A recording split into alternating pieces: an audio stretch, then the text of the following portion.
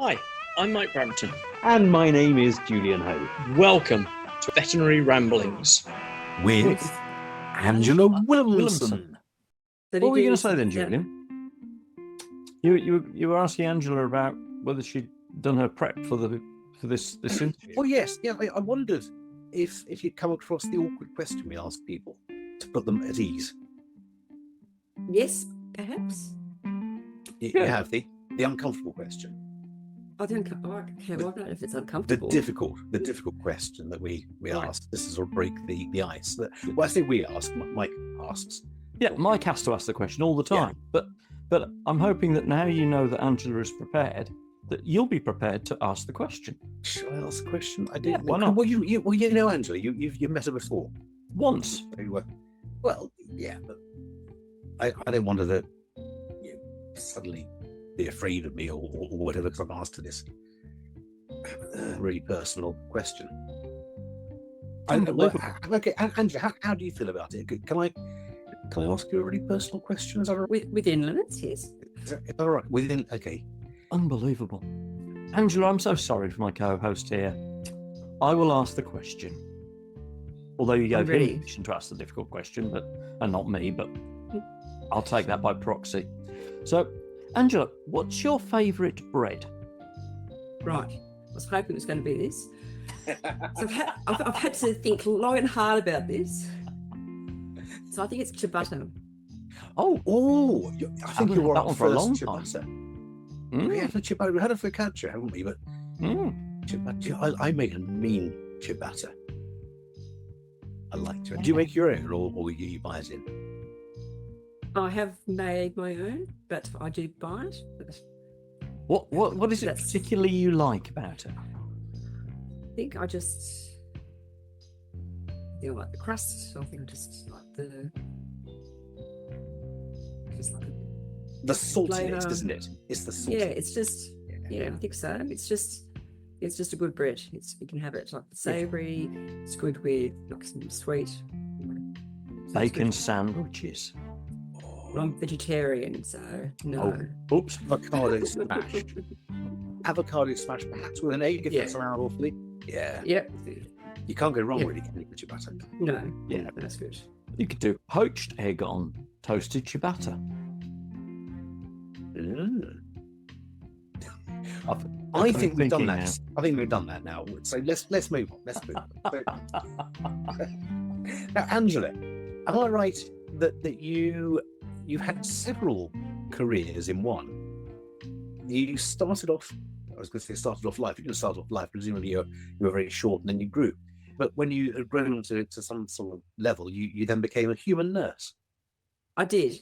So in the 80s, I became breast nursing, and that was when we were still hospital based. So tertiary or university courses were only just starting after I finished. So that was in Sydney in New South Wales. I mean, one of the large tertiary hospitals. Mm-hmm.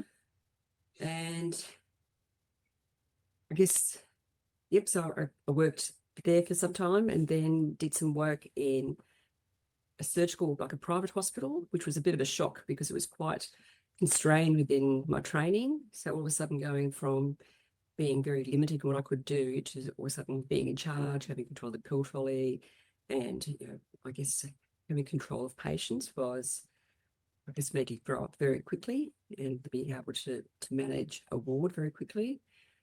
And I did that for a couple of years, and then I joined the Royal Australian Air Force as a nursing officer. Okay.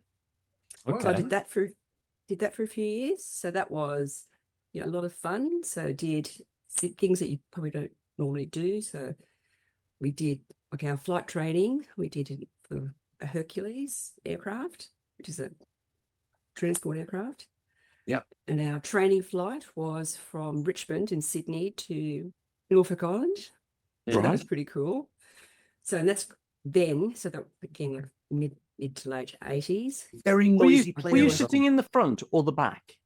Out the back. So you have to configure the aircraft for, like, we get told how many patients are coming in. So we have to configure it all and then just have everything ready. So to think about guess, how we're going to set the patients up, where staff are going to sit, where all the nursing staff, medical staff, and what equipment, additional equipment we needed. Now, the Hercules is a great big turboprop aircraft with 4 engines and a great big ramp at the back that drops down. When it's on the ground, it drops down onto the floor, and you can drive tanks and trucks and all sorts of things up there. But I've got a photograph of a Hercules low level in North Wales, and he's got the back down, and sitting on the back with their legs over the edge are 3 characters watching the world go by and waving to all the photographers. Yeah. So have you been in a Hercules with the back down then? I have been in a Hercules with the back down. Wow. It was quite interesting. So when we were talking with the Hoad masters, I've been said when they're training. So if you're doing any work in the back step, or if there's anything, you've always got a harness on. And they said that this loadie was like talking about how he was like undergoing his training so that he could not do it all by himself. And he said, and he was like at the back, or I can't remember how, like the position that he was in. But he said when he looked back, he saw one of the other loadies, and they had like they were showing like the end of the harness, the clip in their hand, and he just like clung on. Naturally, it wasn't his clip, but at the time he was just beside himself. So obviously that was a little training prank which got them all pretty excited. Yeah, so that was a lot of fun. Excellent. So sorry, we interrupted you. Sorry. That's all right. Boyishly excited about planes. Wait till we get on to bears. Right. So yes, I did some time in the RAF. It wasn't for me, and I got out after 3 years, and I then came to Brisbane and just started doing work.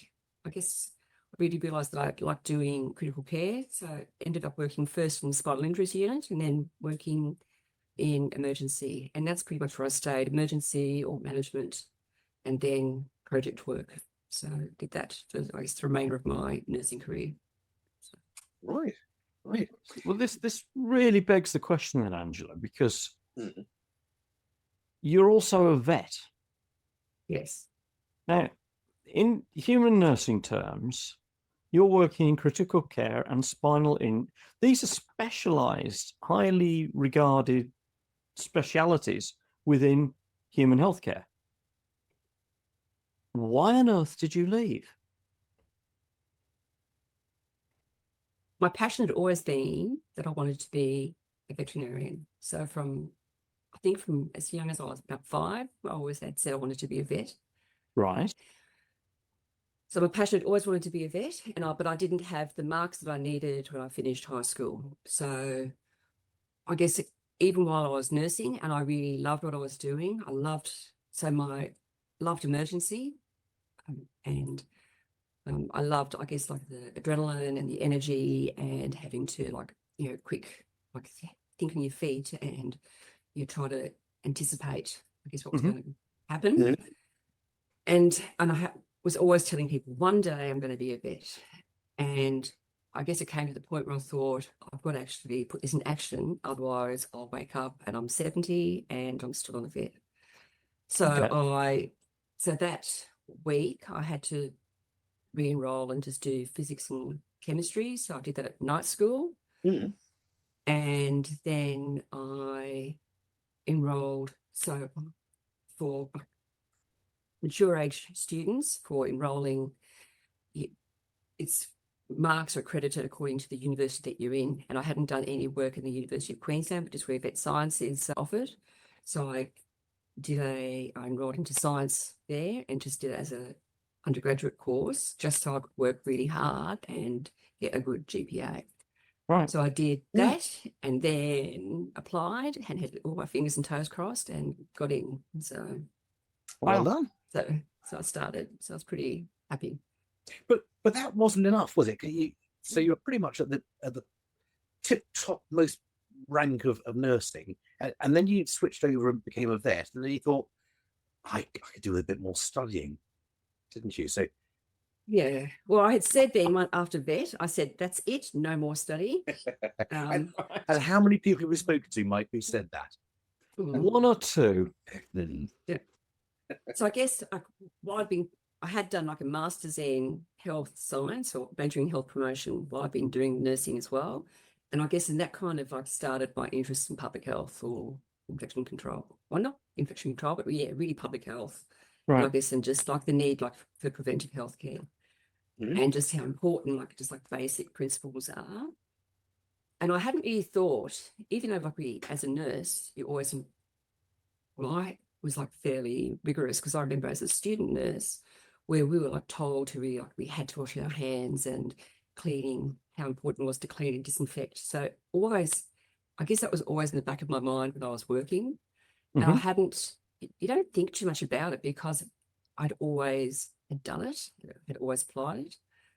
So then coming into vet, I guess I was like was a bit surprised, I guess, at some of the practices, especially because nursing, I was especially working as a registered nurse, or that's when AIDS, HIV/AIDS was first diagnosed. So that made a huge change in the way practices occurred, and perhaps that's why, IPC was so, I guess, enforced. But it was even before that, before it was even the first cases were diagnosed, like the lecturers then were really very focused on it. Yeah, so then working, I guess, coming into vet, I was really surprised at some of the practices. I'm just thinking, okay, it's all right. And I just kept doing, I guess, what I was used to doing. And as just we kept going, kept working through activities, I went to a conference and there was a One Health session, and I thought, gosh, One Health just makes so much sense. Just the way that we're all working together, that we're considering interactions between human and animals and environment, and making sure that everybody's involved, like to get the right actions. I guess with my nursing and now vet, and also my public health interests, just thought that was just like, to me, the bee's knees. It just sounded very practical. And I spoke to the presenter and asked if there were any positions available. And he said, no, but you can do a PhD. And I said, oh, no, I'm not going to do a PhD. And that sounded really heartfelt. and 18 months later, I started a PhD. So that was that. Great. And so now what? You settled down and relaxed and very quiet day and do very little, or? Yeah, well, my plan was to have a quite a year this year, and it hasn't turned out that way at all. So I guess since I finished my PhD, so the more, I guess that's the thing with the PhD, it's not just your PhD that you're doing. And I think that's really one of the biggest misnomers that is out there, is that when you start studying, that all you're doing is you're focused on your subject. Like there are so many rabbit holes that you can go down, and it's just, I guess because of the nature of the beast, you just keep going down those rabbit holes to see what you can find. And sometimes there's nothing, and other times you just go, holy moly, look at this. So it's just keep going on and on. So as I kept going, I just kept finding it was just wasn't just something in Queensland or Australia. It was also, I guess, global, is that infection control within the veterinary profession just isn't taught at an undergraduate level. That it's the basic, because I don't understand, like if you don't understand something, you can't apply it. And it's not their fault, and you're just taught things, or you learn things, or if you have a personal interest in it, you'll gain the knowledge, but you can't just fall upon it by accident. And I guess the more I kept seeing how things were happening, I just thought it's really important. So one of the biggest things was just the lack of education, both undergraduate and postgraduate. And the people that were, in some cases, people that were teaching it were self-taught and may not have been, I guess, doing it, or, like they're doing it because they have an interest and they know it needs to be done. But sometimes like the knowledge that they're gaining isn't always from reputable sources. But there are some really excellent courses out there, but they're all short ones, which is why I kept because looking back down the path I did. looking back, we had practical sessions in aseptic technique. We were taught how to be aseptic, but there was no underpinning knowledge. Now, you mentioned HIV/AIDS. I started off my career as a virologist working with HIV, and so I knew aseptic technique, and I knew the risks of any form of contamination to the nth degree. And so for me, it was obvious. But I think for a lot of people in my year, they were taught the things by rote. They learned how to be aseptic in quotes, but they wouldn't have really, I think, understood how easy contamination can occur. What the risks of contamination are, what the types of contamination are, and how to efficiently and effectively deal with it. Well, you then graduate as a vet, don't you? And you move into a practice, and invariably the practice is run by the senior partners who were 20, 30, even 40 years qualified prior to that date, when aseptic technique wasn't even on the agenda. Yeah. And they're running their company, and you don't run it like that, lad. And they might have taught you that at college, but come on in and let's get on with the job. So there's that gap in knowledge as well, isn't there? Yeah, because it's surgical asepsis that you learned as a vet. So you learn it's for surgery. So it's just related to surgery. It's not drawn out everywhere else. Yeah. Or it's learned with biosecurity. So when you learn that if there's a outbreak, so like now all the like poor Indonesia, it's having a massive foot and mouth disease. Like they're learning how to do all the PPE. But again, like it's not like, and they're, but yeah, it's and like they're given more instructions, but it's for a certain situation rather than every day, which is what it needs to be. Absolutely. You're not taught it's a bad thing to have your sandwich resting on your keyboard just having checked the dirty poodle. That sort of thing. Yeah. So I was horrified. Like people were doing dentals and there's like dip and crackers and cup of tea and or like the taking off of needles with your teeth. Remember the first time I saw it, I was like, what are you doing? Because that's just normal practice. And I have to admit, like I've done that a couple of times, but like I'm very, very conscious.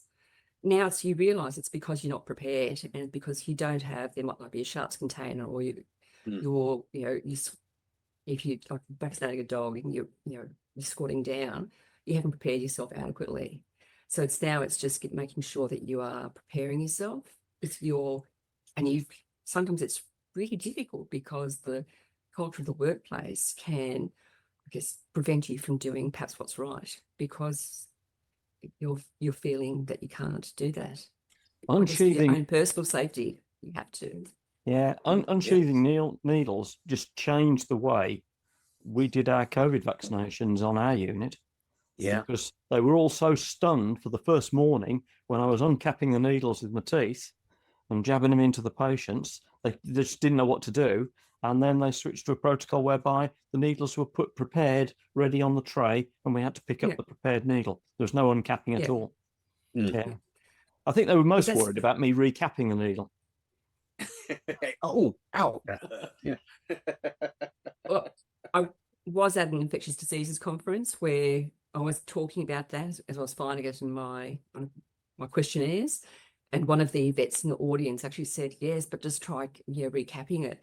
The poor infectious disease physicians in the room, they just about exploded. Was he joking? No, he wasn't. He wasn't? No, he wasn't. Wow. Gosh.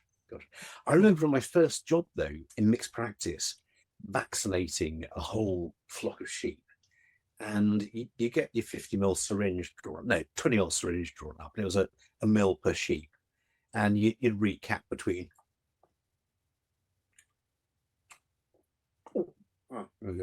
Thinking nothing of it.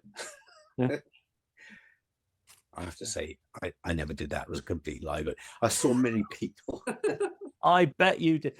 You saw hundreds do it.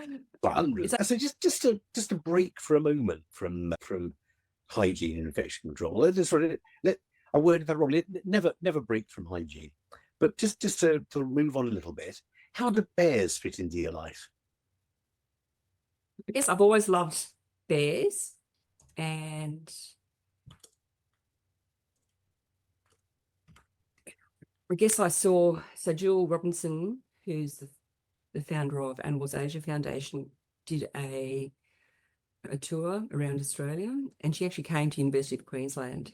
So that was in 2008, I think it was. And when she was talking about it, I had seen her being interviewed probably within the previous 6 months. And I had no idea that all these thousands and thousands of moon bears were being taken from the wild and then kept in cages and milked for their bile. I guess it just horrified me just to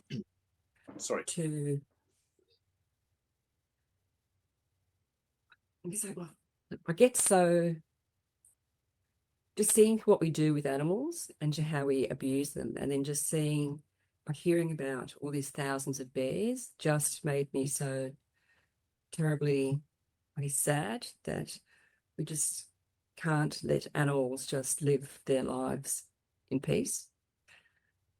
I'm going to interrupt you for a moment there, if I could, Angela, because a lot of our listeners may not know this practice. They may not know about bile, about its miraculous use as a traditional Chinese medication. Do you want to just explain a bit about that? Yep. So bile is a constituent located in a gallbladder in the liver, and it helps with digestion primarily.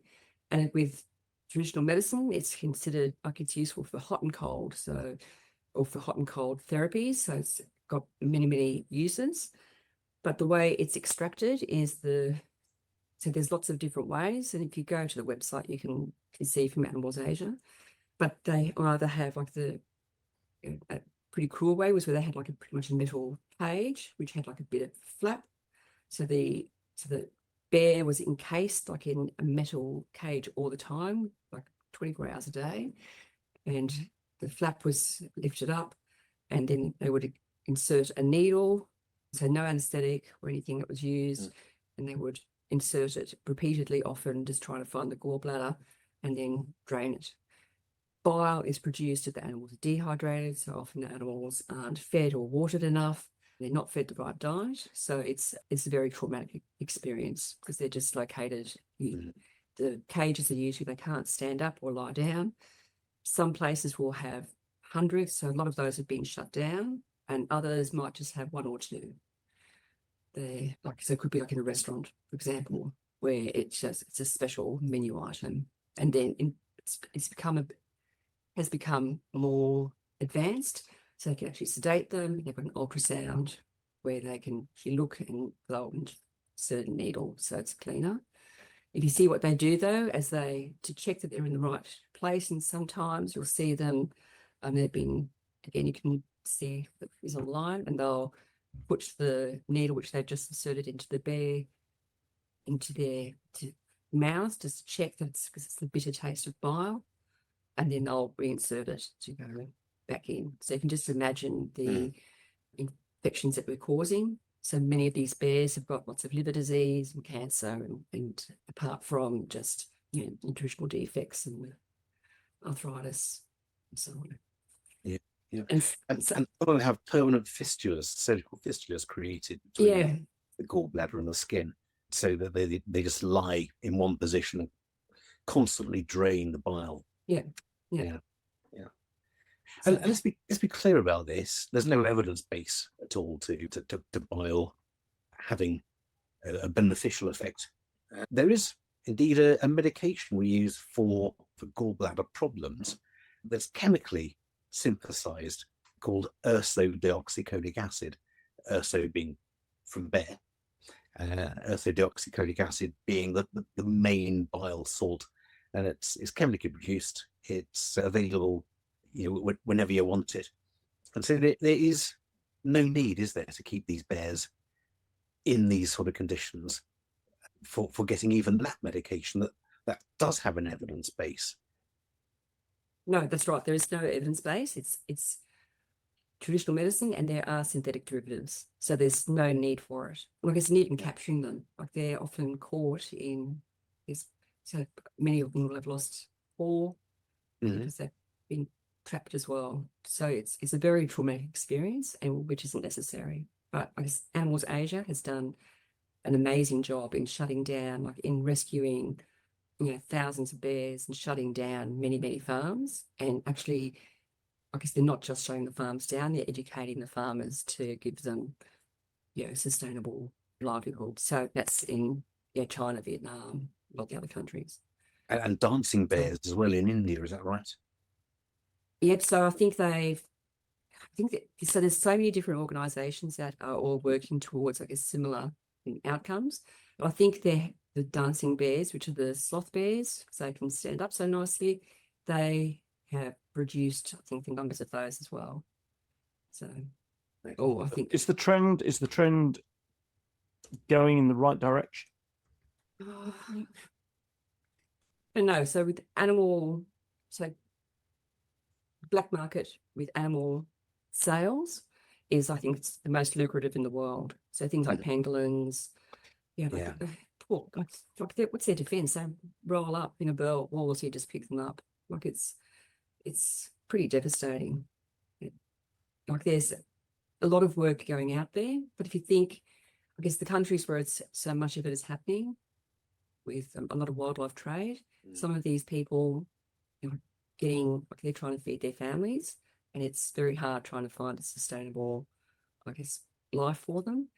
In countries, and then the other end of the scale is where it's just people which are very wealthy and can afford to pay, where people like the parrots and lizards that we have in Australia, which are, paying large sums of money just to get them in having another country in the world. Yes, so and bears are so intelligent. I saw a documentary actually a couple of years ago about bears, watched it with a family, and it was so interesting about one particular bear that had a little hat on, he made marmalade and things. Very intelligent. Very intelligent. Absolutely. The Queen was a friend of his, wasn't she? The Queen met him. Yeah. Mm. And so, you see, but actually, I joke, but we anthropomorphize bears because they move a little bit like us, but they are incredibly inquisitive, incredibly bright and playful. They're one of the few animals that actually have, even as adults, designated playtimes, which quite remarkable. And yet here we go. So we know that they must experience joy. And if they experience joy, they must experience sadness. You can't really dwell too much, can you, on the infinite sadness that they must undergo being in these cages year in, year out. No, you can't. I think there's a lot of, I guess, misery, which is another reason why I always say to clients, if they've apologised for, spoiling their animals, we'll just say don't.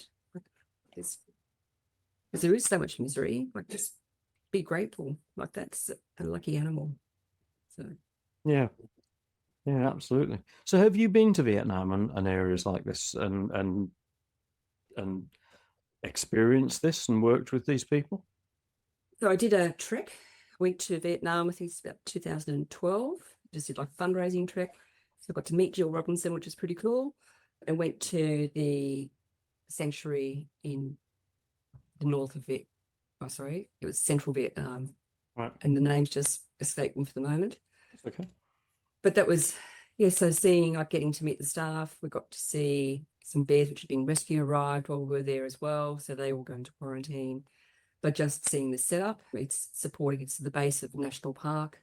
So those bears will never ever be released back in the wild because most of them have been in captivity for too long. But Right. they have a large area where they can just spend time through the day. They set them up, like they'll have, even though they're generally solitary bears in the wild, they do have friendship groups which they work with. So it's pretty nice to be able to see all the work that we've done with fundraising, to see these bears just having, a good life. So must be so heartwarming. I think that's fantastic. I mean, the news breaking in the UK at the moment and across the northern hemisphere is the tacit sanctioning of polar bear hunting by the World Wildlife Foundation and the other big polar bear charity, International Polar Bears. So if they're not prepared to stand out against the massacre of polar bears, it's nice to hear of a bear initiative that's actually making a difference and is actually going towards the benefit and the welfare of the bears. Is there any way that our listeners could get involved in any of this, Angela?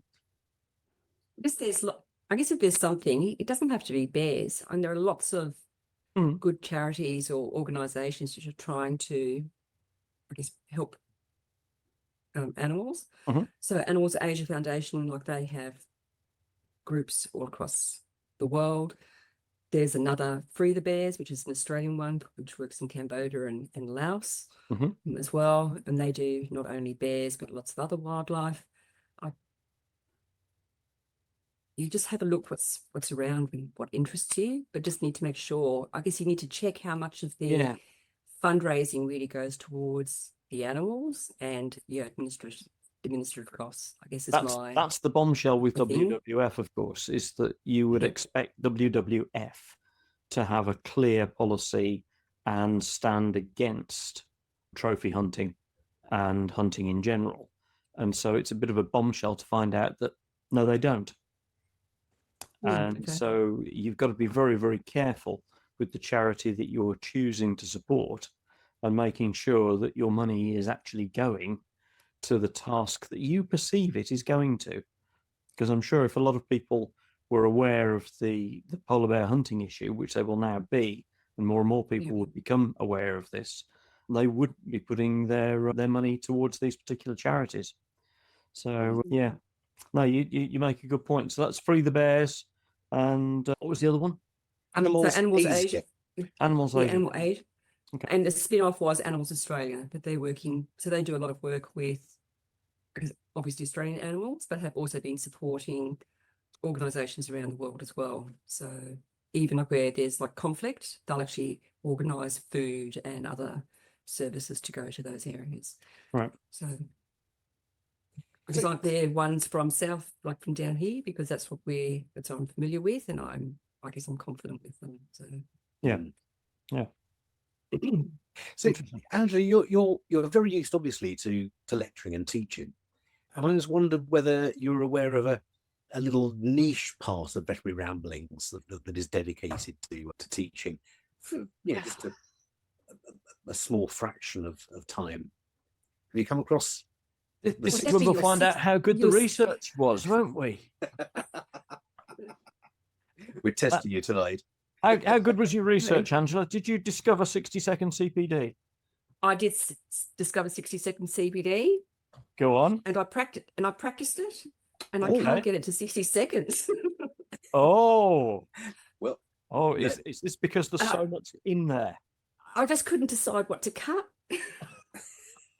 Which of your babies should go, eh? I know. It was very difficult. Okay, maybe that one, or I don't know. Go on, be ruthless. Be ruthless. You can always expand in the question time we allow afterwards. Okay. Right. But if you're up for the challenge. Okay. You're up for the challenge? Yeah. Right, hang on. Let me put my timer on as well, so I can... No, I'm going to time it for you here. I've got it all here. Okay, so Angela Willemsen, what's your 60-second CPD on? Okay, so protecting pets and people. So tips for improving infection control in the veterinary workplace. I'm going to do 60-second CPD on pets and people and improving infection control. How's that? Okay, Angela? Okay. Right. So your time starts now. Okay, always assess the risk of infection to humans and animals and consider the mitigation strategies. So consciously perform hand hygiene more often, cover broken skin with waterproof dressings. Hand sanitizer or hand rub is the gold standard for hand hygiene when your hands are visibly clean. So they reduce bacterial count and have good activity. They're self-drying, they're gentle on your skin. Ensure hand sanitizer is accessible and that it's between 60 and 80% alcohol. That concentration is most effective. Use soap and water when you've had contact with bacterial spores. So anything such as working up with poo, or if you suspect you've confirmed presence like non-enveloped viruses such as feline virus or parvo. Only use liquid soap, never use cakes of soap, and only dry paper towels, so get reusable hand towels if you have them. Clean before disinfect, know the product contact time and check the products are fit for purpose. Clean under consult tables and other high surfaces. Ensure you've got a sharps container. Is that it? That's it. That's Carry it. on. That's great. You can go on. So fast. So we're now into a few seconds of additional question time. So I'm going to ask the question. What else do you want to say, Angela? This It's sounds lost like context now. this sounds like one of the Belamos hygiene guidelines. Or it should be. That was a lot of the basic principles. That's good. So where do we get to? We got to paper towels, Get a sharps container ready. sharps container So ready. I guess that's the thing is that I guess waste management is different here all around the world, but things like sharp or waste management is often paid for by vets. So that makes it really difficult, and they try to be thrifty. Mhm. So instead of like throwing, like in human healthcare, you'll see they'll throw the whole IV tube or the whole syringe and needle, or it always gets dismantled. I guess you're just trying to be a bit more, I guess, conscious about whether you need to dismantle it, and I guess like weighing up the level of cost against the level of risk as well. So if it is something that is potentially zoonotic, then you should be minimise handling as much as possible. Yeah. Mhm. So I just think of, I guess, safety and risk. I think it, And the possibility of aerosolization when you take that needle off the syringe. Yeah, Yes. potentially. there's a big. I suppose really one of the reasons for it is that veterinary medicine is very much the younger science compared to human medicine, and human medicine very often has got financial backing, as we all, in our masses, seek the elixir of eternal life and do things sometimes that we probably shouldn't necessarily do. I know that the same goes to veterinary medicine as well, but the disposability of product in the human side, as you well know, Angela, because you've worked there, you've got a patient that's intubated and the ET tube goes in the bin. Yeah. And so does the breathing circuit. And so do all of the attachments that attach to that, and the line, and it just goes on and on and on and on. Yeah. But of course, if you're running a small private business with the general public who may not necessarily have the funds to spend on that one use, and the risk is, well, the risk probably used to be significantly less than it is now, then you would reuse and clean and reuse, wouldn't you? And that's going to continue for quite a long time. Yeah, I think I'm hearing now there are more and more vet practices that are using single-use ET tubes, so endotracheal tubes, like for intubating patients. So especially in all animals, but especially if they haven't been cleaned properly. So depending on how they've been cleaned, if they're having problems with accessing like some of the smaller size tubes where you can't get like you can't access all the inside of it, with concerns regarding like biofilms, for example, then I guess that becomes a concern. But I guess also there's a concern for infectious diseases and transmitting it to other animals. And the counter argument, though, is the environmental impact of all these single-use plastics and Mm. plastic derivatives. So vets will often think, well, not only do I save a penny, but I save the environment too. But there is, at the back of my mind always, there's this thought, as you said, biofilm. Are we truly cleaning these things properly? Can we truly clean them properly? And is there another alternative, either to the way we clean and sterilize these things, or to the compounds that we use to make the equipment in the first place? Yeah. So it'd be good to think there was a biodegradable ET tube. Not quickly biodegradable. That would be a bad thing. No. I see there are more, like the underpads. There are more of those becoming like green for green waste.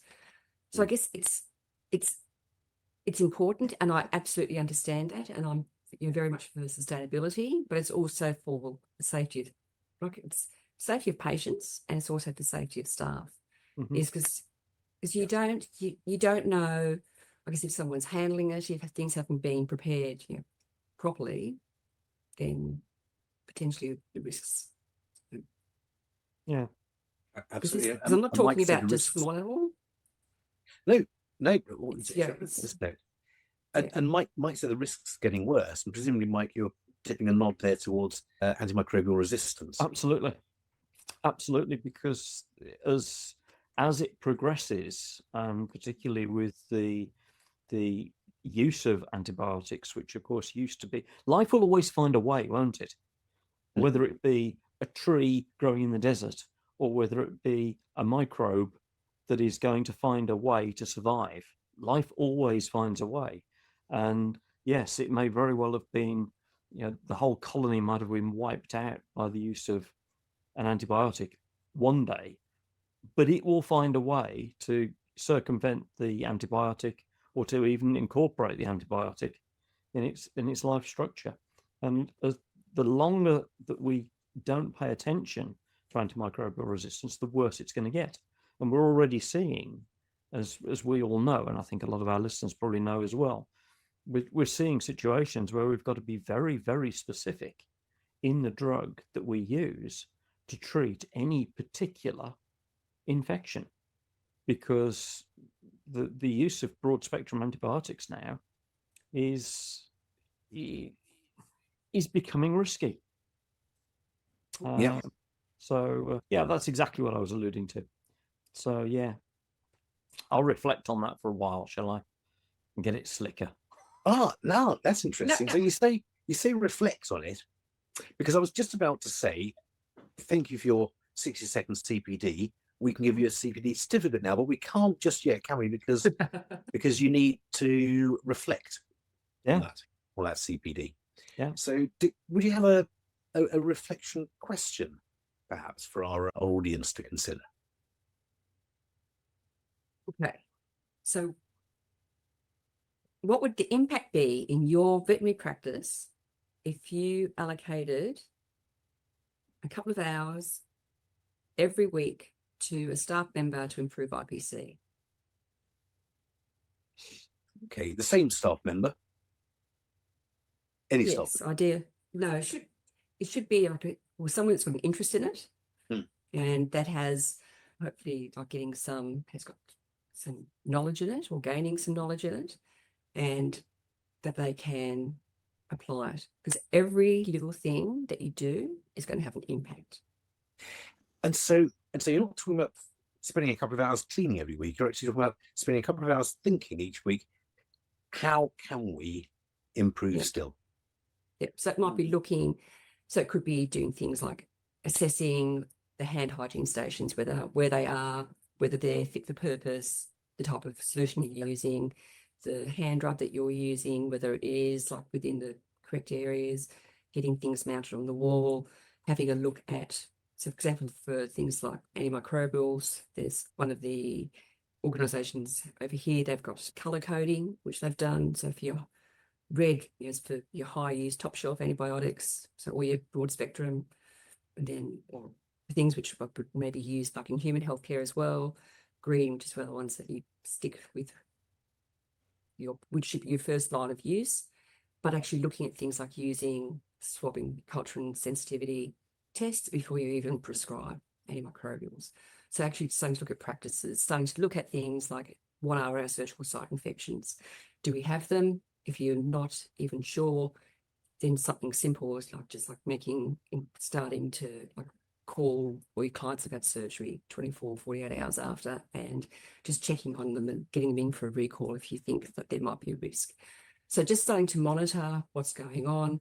If you are getting multi-resistant organisms, actually keeping them together and having a look. Like, is it a risk because of the way that you're using your swabs and your prevention? So if you got all your swabs in a claw hex sitting on the side of the cupboard, rather than preparing them fresh for every patient, people even people got long sleeves when they're, so you can't perform hand hygiene, and then you're just transmitting as you hold patients. So how all your high touched areas, your keyboards and your light switches and all your benches, how well are you really cleaning them? So just starting to look through, and there are guidelines, and I can send you some guidelines, or you can use like Bellamos has got that as well. And they've got that great environmental cleaning little app, which is fantastic, which just makes it really easy that you can just go and check and use it. And it just gives you, so once you've got an audit there as well, then you can actually like go back and see how you're improving. And even if you're not sure, it doesn't matter. Just have a look and then just see, okay, what's useful. And if you can't find it in veterinary practice, have a look in human healthcare, because they'll still have the basic principles, and all the principles are the same, so the standard and transmission-based precautions. You just need to adapt them to context. So they might need a tweaking, but the principles are all the same. I can tell you a little bit of a background here, having mentioned Bellamos Foundation there, is that the guidelines have just been updated. And by the time that our listeners are listening to this episode, the new guidelines, which have been updated and peer-reviewed and generally worked through, should be available to the general public and to veterinary professionals and to human healthcare professionals as well. So that's it. So you heard it here first from Angela, who works for the Australasian College for Infection Prevention and Control. You've got a whole college doing this stuff. Oh, so ASIPSI, I had heard that they provided a infection control foundations course, and that was while I was doing my PhD. Right. So I thought, I should probably do that. So I did that in between. So you started doing that. Well, I've completed that one, and then COVID started, and there was the federal government, because of COVID, like sweeping through all the aged care centres as it did, I think, around the world. They stated that all aged care centres had to have an IPC lead, and that they had to have some training. And it came through in November, or December, whatever it was. And of course, all the universities were all shutting down. So ASIPSI was actually able to respond. So I became one of their facilitators, and we started providing some education for the IPC leads then in residential aged care facilities. So then that's continued. And then as I was finished, one of my findings, that we really need to have a foundational course. So I talked with the ASIPSI, and we decided to put together a veterinary foundations course, which was pretty exciting. So I'm thinking how far things have progressed. And I remember as a snotty little 13-year-old seeing practice, going to my local vets where I used to go every Saturday and spend an hour standing behind the consulting table watching what was going on. And the vet at that time was considered quite progressive because he had one of the first hospitals, this was in Surrey. But he had a little pot with some Savlon in, and between each case, he'd rinse his syringe out with Savlon. He had 3 vaccine needles. So they had disposable needles as well that they regularly sterilise. And one of my jobs was rubbing the needle against the back of my thumbnail to see if it was blunt.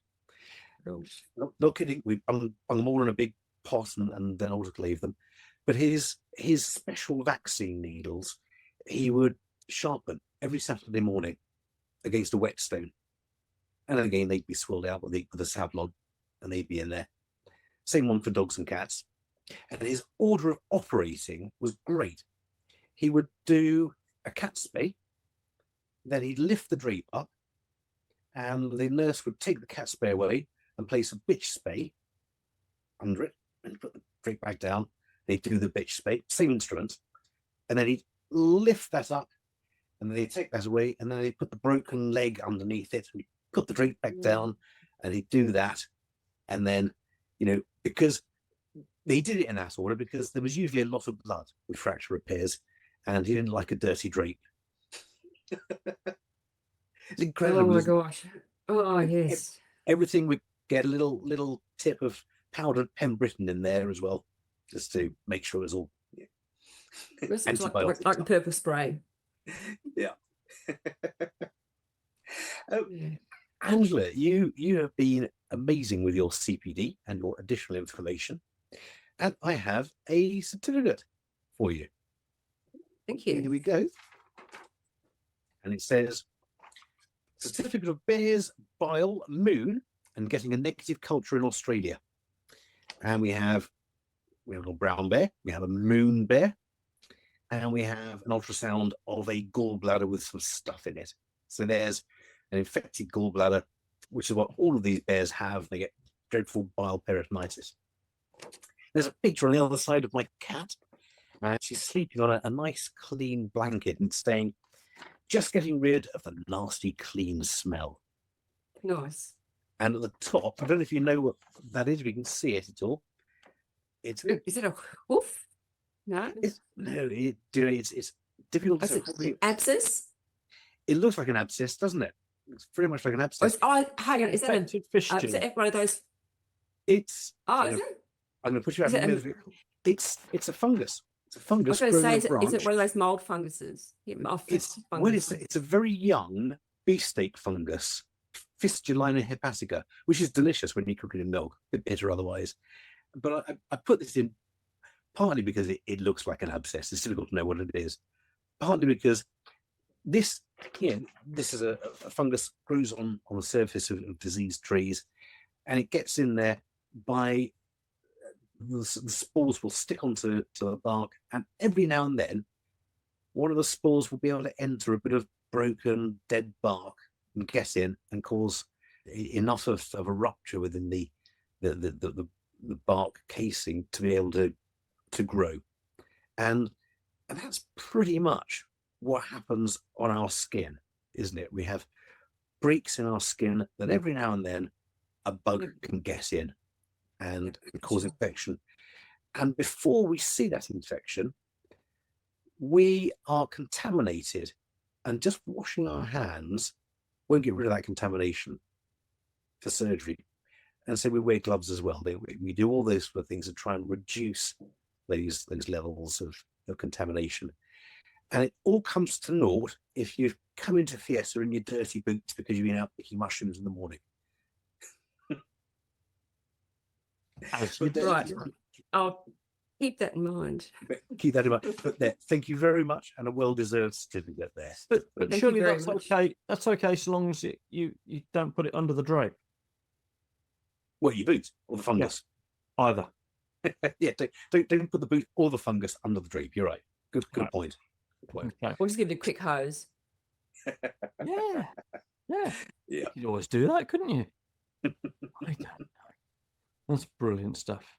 So, So now- go on. also, I was just about to say, you've got an infection prevention and control course that, right in thinking it's available online.